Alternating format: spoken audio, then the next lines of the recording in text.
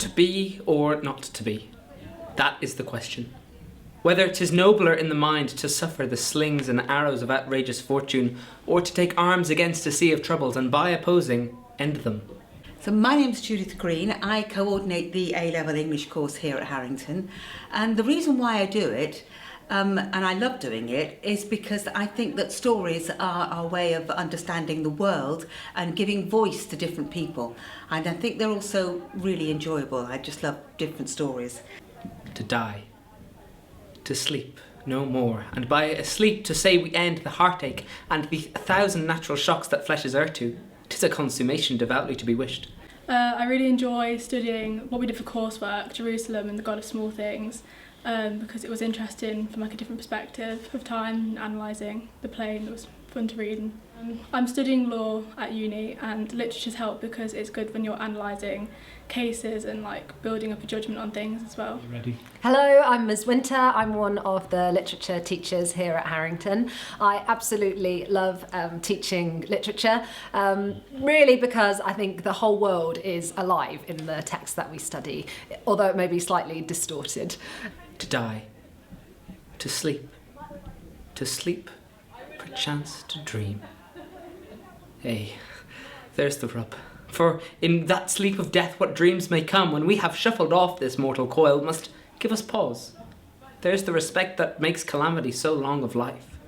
Literature's helped my creative side, especially because it inspires your understanding of the text, and the themes like Gothic have inspired me in other ways. Like within my artwork, I've been able to introduce these sort of moody aspects from the books, and it just sort of really capture everything like that.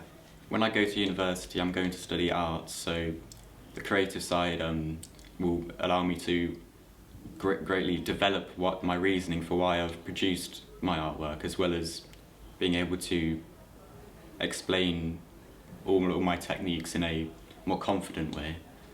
And English has really just improved my passion for every other subject.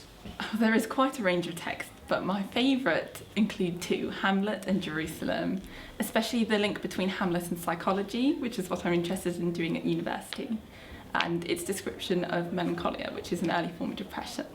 I think Jerusalem, being a 21st century text, being more modern and more relevant to today, is quite a fascinating aspect.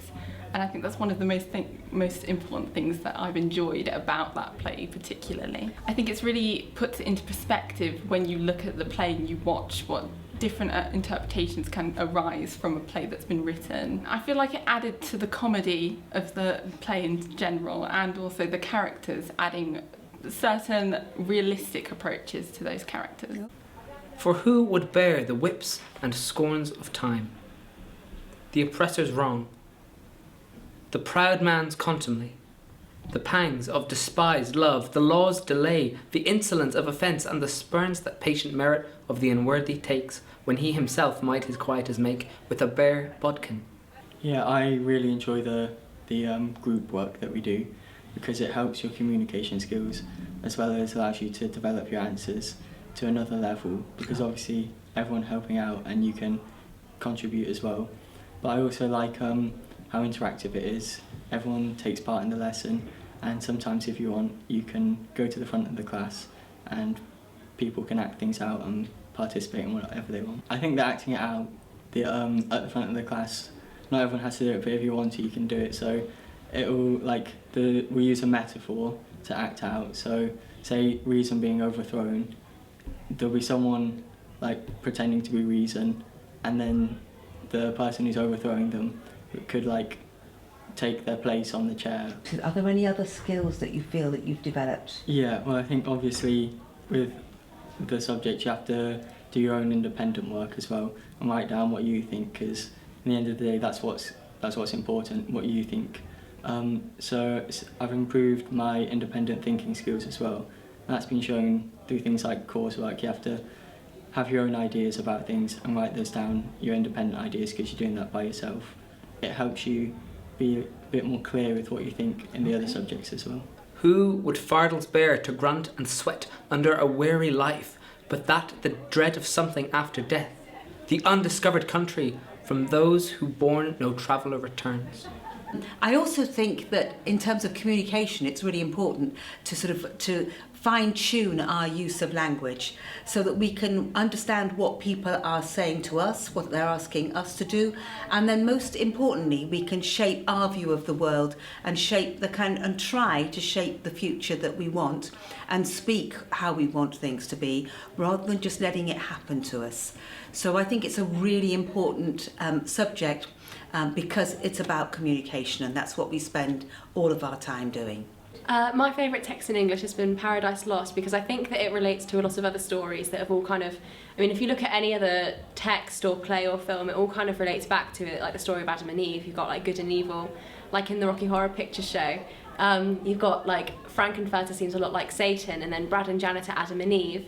And then if you also like Narnia, The Magician's Nephew by C.S. Lewis, there's a lot of things with the apple there, because they have a secret garden that they have to go into and get it. I feel like everything that you read, everything that you see, it always comes back to it. Like sometimes someone will say something and you just think, oh, that's kind of like this from this text, and just everything relates back, and it's just a way to expand on that and see how everything's linked. But I think Satan is the main character really, because I think the message of the story is that, you know, you should, you know, watch out for temptation. He's the almost humanized version of that.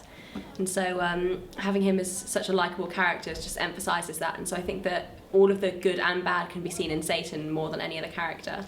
I really love teaching the Gothic unit. We also run a short story competition every year where you write your own Gothic short story. I'm a writer myself, and so I think that gives me a bit of a unique perspective when I'm teaching literature and creative writing. I think it's a brilliant course, and I hope you come and join us.